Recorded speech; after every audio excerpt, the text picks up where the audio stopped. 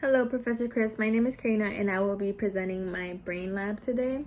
So we're going to start with the brain that functions and coordinates sensation, intellectual, and nervous activity.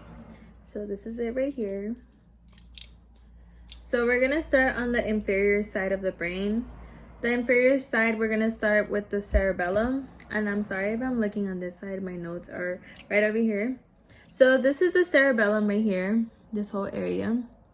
And it's the part of the brain that coordinates movement and is responsible for complex activities such as learning how to drive and a new dance. This area is the medulla oblongata. To that, we have the pons, which is this area right over here. And then lastly, superior to the pons, we have the midbrain, which is right in here. I wish I could point into it. Right over here in this area at the tippy top. So then we have the part of our cerebrum. The wrinkly part on top is called the gyri. As you can see, it's a lot of wrinkles all over the brain. You can also see it better on this side, the colored part. And after the gyri, there's the part called the sulci. The sulci part is inside of the gyri. So it's more in depth. So it goes a gyrus, then a sulcus, then a gyrus, then a sulcus. So we think of it as the part in depth, which goes down. The in depth part is the sulci, and then the top wrinkly part is the gyri. And then we have the longitudinal fissure. I think I pronounced it right. Longitudinal fissure. So it basically divides both the left and the right cerebral hemisphere, and it's just like a sulci. It's just bigger and a larger fold in the brain. So this part in here, which is the valley part, it's a really deep in part. So it's just basically a bigger sulcus, I'm sorry. We have this section right over here. It's the lateral fissure. So it's this line right over here that goes on top of the yellow. I don't know if you can see this line right here. Right there. And it basically separates the temporal and the frontal lobe.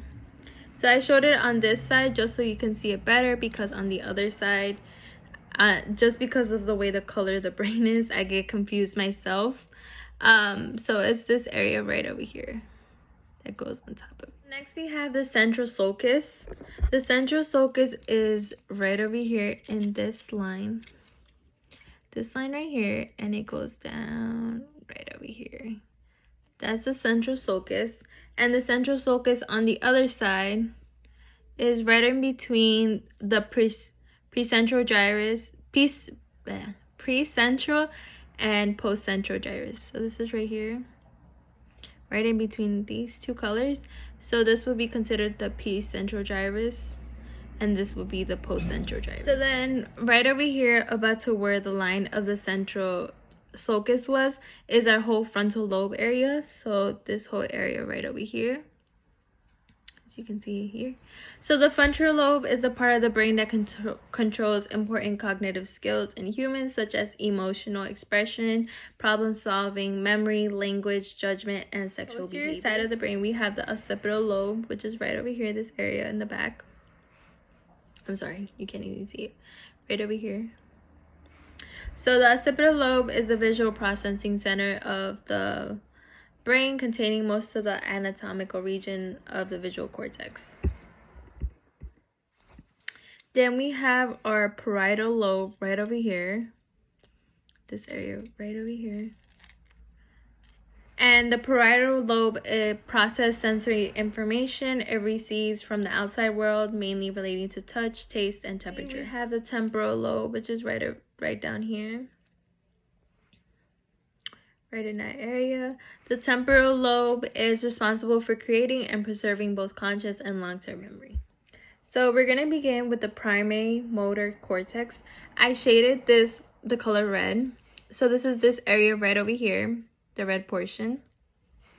It is responsible for planning and executing movement. So this yellow shaded area right over here is the premotor cortex. It is responsible for more complicated movements similar to what the cerebellum is involved. So next we have the prefrontal cortex, which is this white shaded area right over here. So it is the location of your personality, learning, some memory functions, and a lot of higher cognitive functions are also found in this area right over here, which is the white shaded area. And that's the prefrontal. So the primary somatosensory cortex, which is this baby blue shaded area right over here, is responsible for receiving sensory information from the peripheral nervous system, information from muscles, skin, joints, as well as different senses. Moving on, next we have the somatosensory association cortex, which is supposed to be this purple area right over here, but you can't really see it because it is the same color as similar to my brain. So you can see this area right over here. It's like a little more matte. So that is the somatosensory association cortex. The information that comes from the somatosensory cortex okay. So the information that comes from the somatosensory cortex comes to the association cortex for more integration. It's basically for the decision on what to do next, such as we move on to this black shaded area right over here. That is the primary visual cortex, and it just does simple parts of sight. We then have the visual association area, which is this tan area right over here. It determines things such as color, movement, depth, all of those specializations that allows us the ability to see. So next we have the primary auditory cortex, which is this section right over here. Right over here, this beginning section. And then right next we have the auditory association area, which is right over here. Next we have the Wernicke's area, which is this green shaded area right over here.